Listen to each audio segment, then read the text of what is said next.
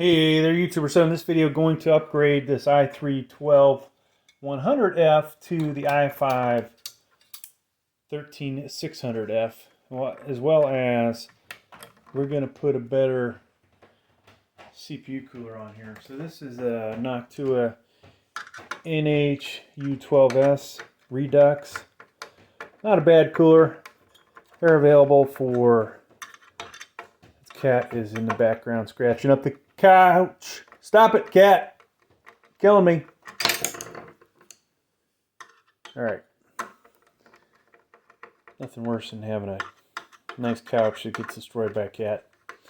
So, yeah, we're taking the CPU cooler off here. And we have to obviously get this off to get to the CPU. Now this was one of the motherboards I got relatively cheap on eBay. So ideally you'll clean the CPU up, CPU cooler. We'll pause for this. Alright, so it's cleaned up. I have to get these brackets out. I'm not sure if these brackets will work. I need a different screwdriver. So I got a bigger Phillips. I don't know if this bracket will work with the CPU cooler that I'm planning on using. Basically, we're going to upgrade the CPU cooler here to the NH-U14S, but it's got dual fans on it, right? It's not what it comes as. I'll show that to you in a second. But yeah, once I take this CPU out, folks, I don't know, honestly, if I will ever use it again.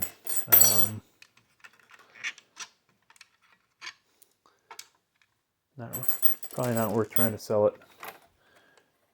Not a whole lot of value in it, but who knows. All right, so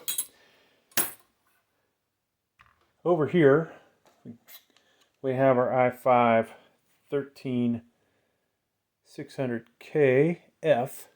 So that's going to go in here. Now to get the old CPU out, pop that up and gently take this out of here. And if you can get two hands on it, do it, just to be safe. So this will go in the plastic tray. Now we've got our new CPU. If you were doing this new, you'd have a black cover on here, right?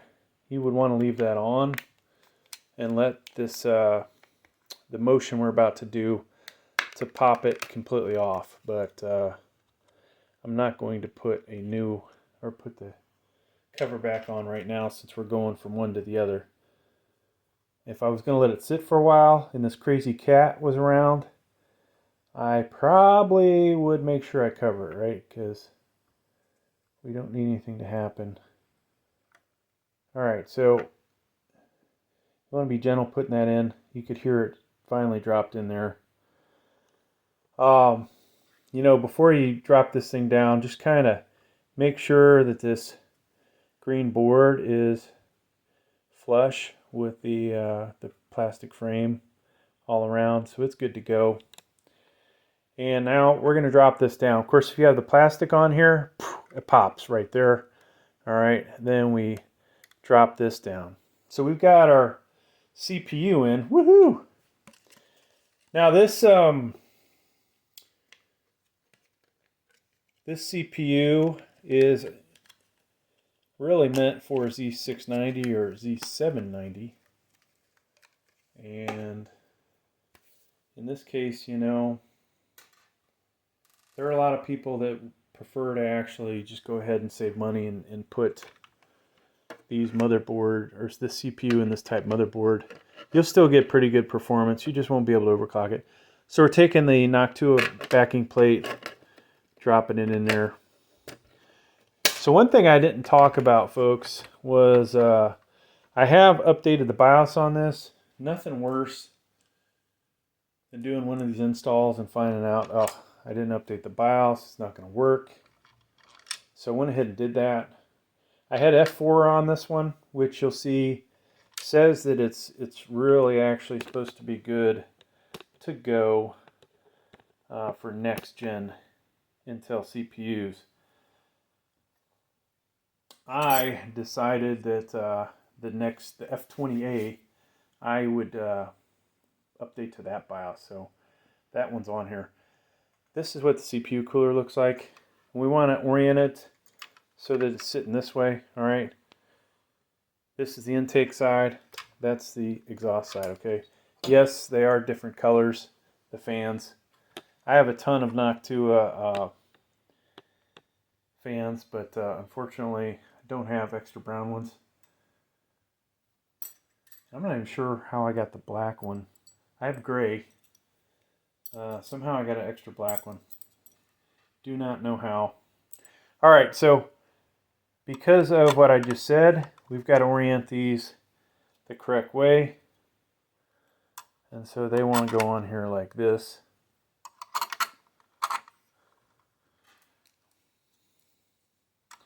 Then we put our nuts down.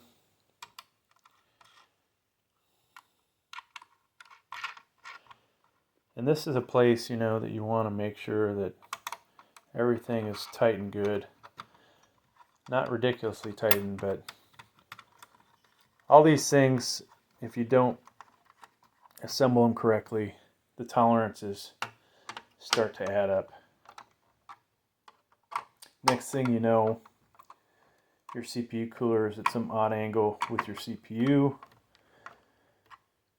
And even though the thermal paste is there to just fill in the gaps, if there is a gap between the CPU cooler and the thermal paste, you're not going to get the conductivity, the heat transfer that you're looking for. All right, so we got that. Now this motherboard does have a CPU and CPU optional, so we will end up doing that. Of course, those of you at home, if you were to buy this Noctua CPU cooler, you would get this and the tower, right? You're not going to end up with what I have here. Of course, if you watch the channel, you know I have tons of Noctua CPU coolers. My best one is on my Ryzen 7 5800X. The i9-12900 did not need it because it's not a overclockable CPU. Now I'm starting to think, folks, you know what? Maybe it's time to put that best CPU cooler on here. All right. So we got to put thermal paste on here, but I just want to make sure everything is good here, and it is going to sit on there nice and flush. So we can get our thermal paste now. For Noctua, folks, yeah, genuine Noctua thermal paste. You won't see me putting the cheaper crap on here. Well, we have plenty of thermal paste from all the other CPU coolers. Noctua never sends me any free CPU coolers. You can probably understand why if you watch this channel, but I get a lot of stuff from the other companies out there. So I'm just putting mainly one big dot in the middle, so smaller ones like that. All kinds of ways you can lay this out. People argue back and forth what the best way to do it is. I'm sure I'll be happy with this, all right? So plop that down on there. And when I do this, I'm only going to try and put a couple threads on one side. Fasten it so that a couple threads are engaged. And then we'll switch over to the other side. If you tighten one side too much, there's a good chance you won't be able to do the other side. Of course, I don't have that lined up right. Not surprising. Nor do we have a good camera angle for you guys. Alright, so that's on there. Rotate that around.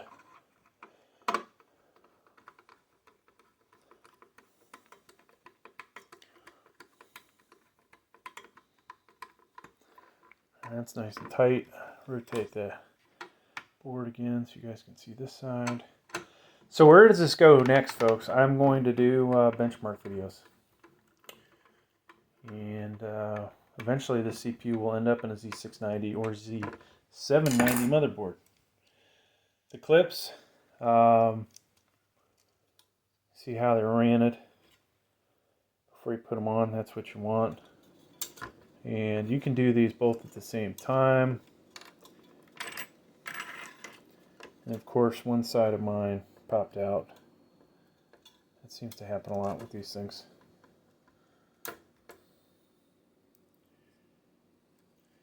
Never goes on there perfect. Alright, so we obviously have a lot of junk on this counter. Wife was, telling me she's embarrassed by the countertop, so I need to clean this place up, folks. Alright, now pull these things and lock them in place, and voila, got that.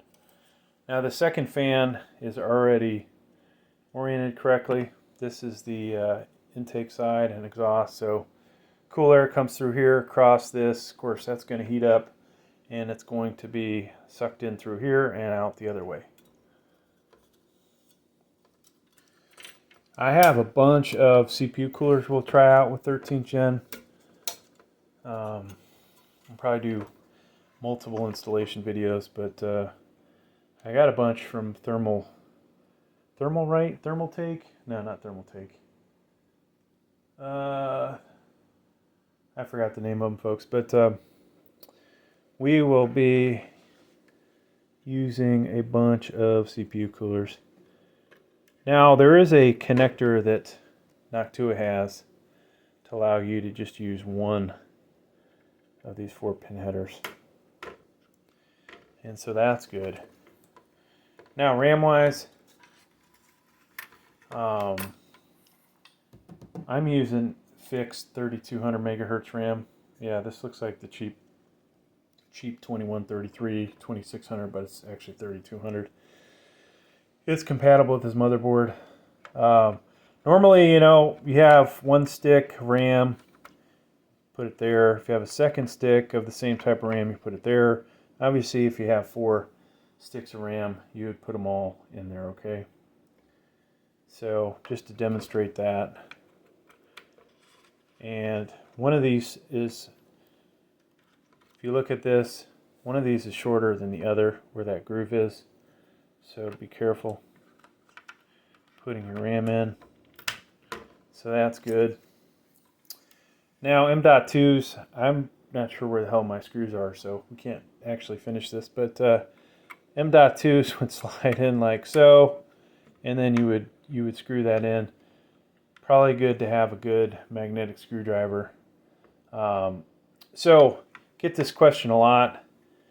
If these are all, Gen 4, is it that big a deal whether you use the heatsink or not? You'll see me taking shortcuts a lot of times. This is the preferred one, right? So if you have a Gen 4 that's going to get hotter than a Gen 3, I would say, make an effort to do that, right? If you're like me and you're just you going from one to another, maybe you do what I do, but most of my M.2s are Gen 3. I have a few Gen 4s. I got one on my favorite gaming computer, and the other 2 are floating around here somewhere. But, I have yet to sit down and verify that it really makes much of a difference whether it's under this one or that. Now, if you were copying large files back and forth, these things, obviously can get hot. So this would be your go-to, right? And then if you have Gen 4, if you do have a Gen 4 and these other ones happen to not be Gen 4, you are slowing yourself down a little bit by not using them. So, all right, folks, that is all we have for this video. Thanks for checking it out. Please like, please subscribe. Thank you.